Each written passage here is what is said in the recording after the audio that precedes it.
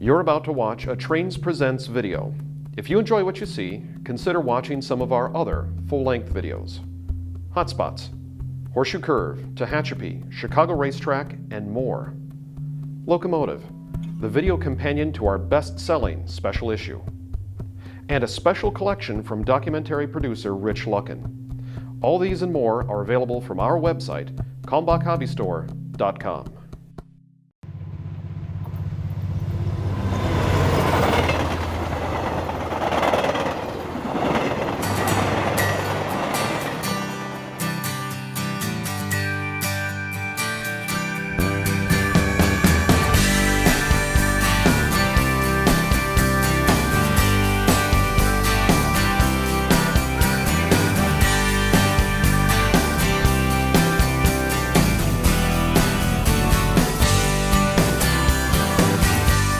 Frank, and I am the host, conveyor of all kinds of information on trains and other items. I'm Kayla Stieber, and I'm the collections manager at the Forney Museum of Transportation. And behind me is the big boy, 4005, kind of one of the crown jewels in the Forney Museum of Transportation's collection. I got involved in railroading primarily because of history. Being that I lived in Colorado in the 40s, a lot of the steam trains were still operating, including narrow gauge in Colorado.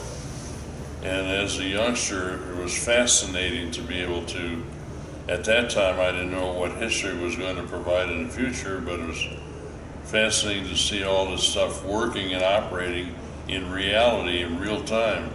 So we have over 600 transportation related artifacts here at the museum, and without a doubt, the big boy is the biggest one, takes up the most space, easily. One of the things that makes it interesting to me is the fact that it has a background and provenance on it, which is not something that is instant, right now spontaneous, but something that goes back over a period of time that provides a lot of information prior to today's date. And as a result of it, the historical part of it, when you do research and investigation or what happened up until any period of time, the big boy is unique because it is unique to begin with.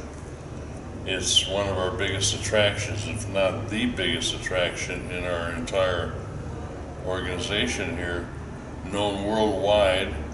It gives me the opportunity to talk to people from all over the world.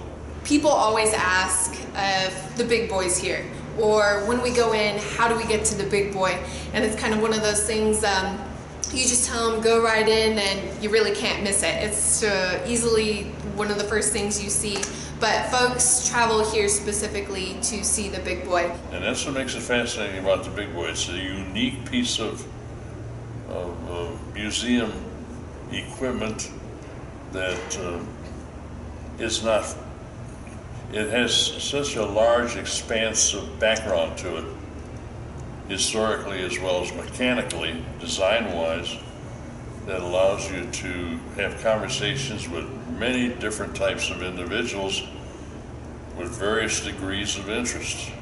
You know, some of the biggest initial responses when people walk in the cab is they see all the red knobs, and the response is, boy, that's a bunch of stuff. How do you keep track of it?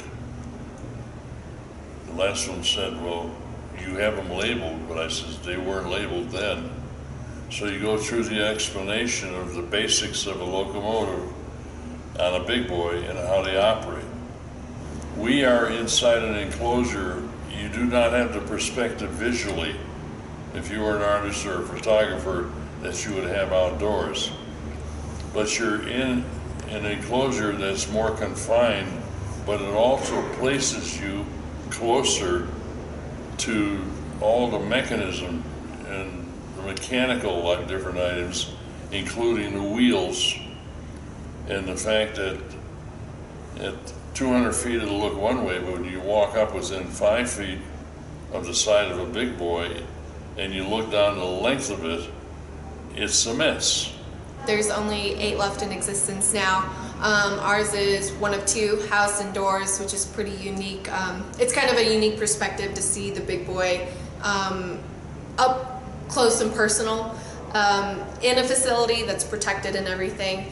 But I think it's the fact that there's so few left that kind of draws attention to it. And then of course its size, just its immense dimensions and things like that is really unique, and people find it interesting. Definitely makes you feel small when you stand next to it. One of the things that often come up into a question type of short period is the fact that on the podium outside we have the recorded message, and we do have pictures on that board regarding the wreck. And the wreck of the big boy, because we do have visuals, we do have it printed, and there's a small reference to it. It's unique to this particular locomotive. And then the fact that this was actually refurbished to a degree where you can actually see where the initial damage occurred is something that's visible, and they can see evidence of it. They can look at a picture, but it's not like going in the cab and finding the metalware, the joining of the seams and that. You can tell it's been modified and refurbished, and then it was operating until it retired. So in roughly 1945, there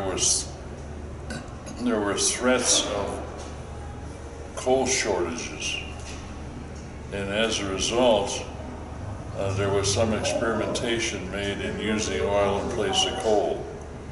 Now, this locomotive was designed to use a certain type of coal that was mined primarily in Wyoming area.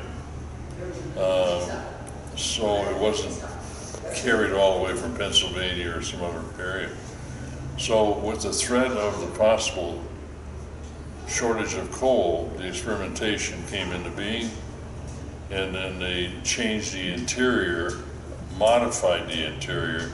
It wasn't designed initially, so there's differences in the space and openings.